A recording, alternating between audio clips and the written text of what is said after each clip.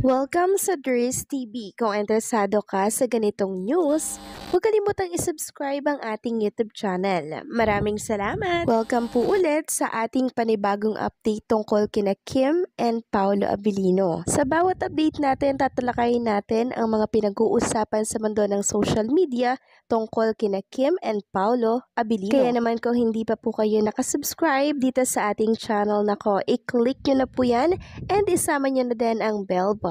So, ayun, welcome back again sa ating YouTube channel, mga ka-Kimpaw. And sa update nating ito, ang pag-uusapan natin ay tungkol sa mga importanteng ganap kina Kim and syempre kay Paolo Abilino.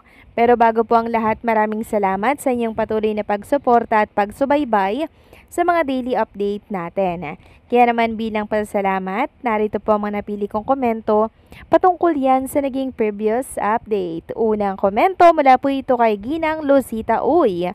Sabi niya, ako maniwala engaged na yan yung dalawa sa hula sila na magkatuluyan. Relate akong hatid sundo ni Paolo, mahal ni Paolo si Kim.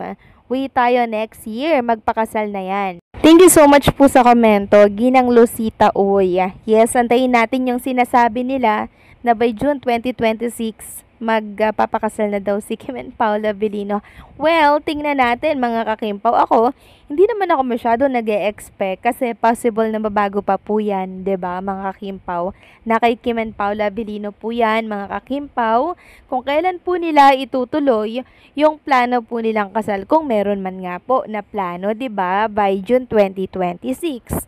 Kasi syempre, mga kakimpaw, mas marami pong Kimpaw fans ang matutuwa pag ito po ay nangyari. Kasi ito po yung pinakaasam-asam ng Kimpaw Nation natin na mangyari, di po ba mga kakimpaw?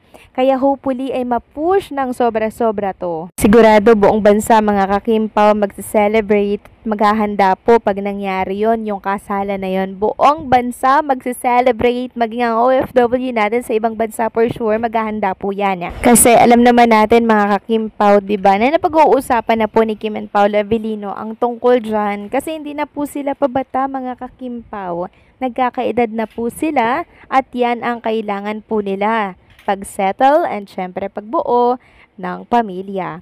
Next naman na comment mula po ito kay Ginang Mary Ipase. Sabi niya, they are actor and actress. If we love them, we all should understand the job they have and trust no matter who they work with.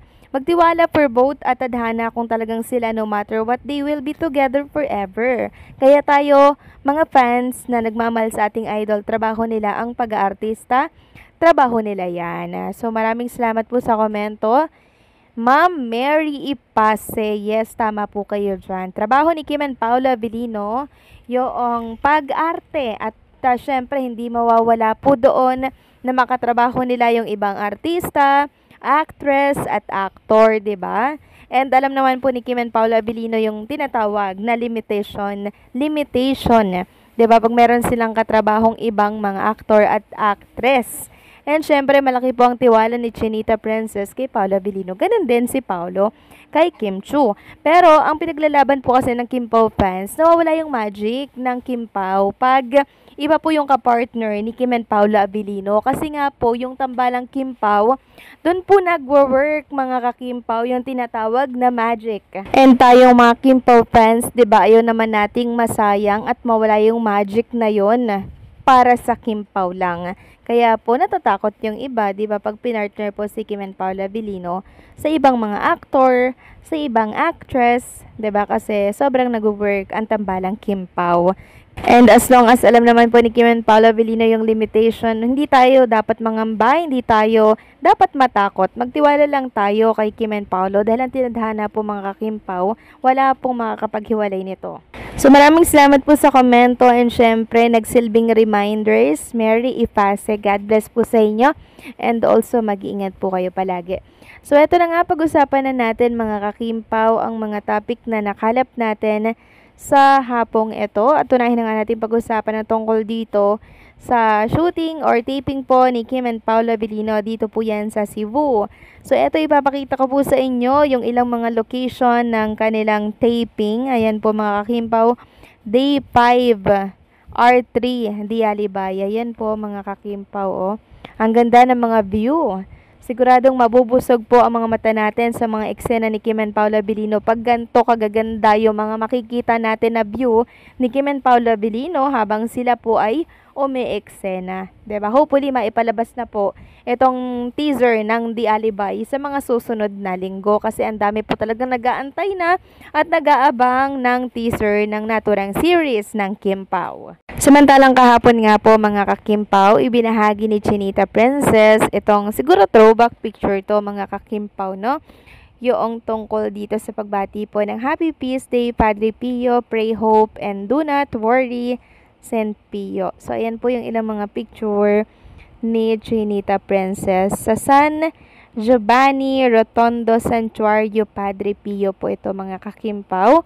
And meron nga po ditong nakasulat or caption na way back in 2019, yes, throwback, I was blessed to visit San Giovanni where Padre Pio was born and live. Sabi pa niya, the moment felt surreal, something I can't explain. Tears just fell and I felt his presence so strongly. As a devotee, my faith grew deeper that day.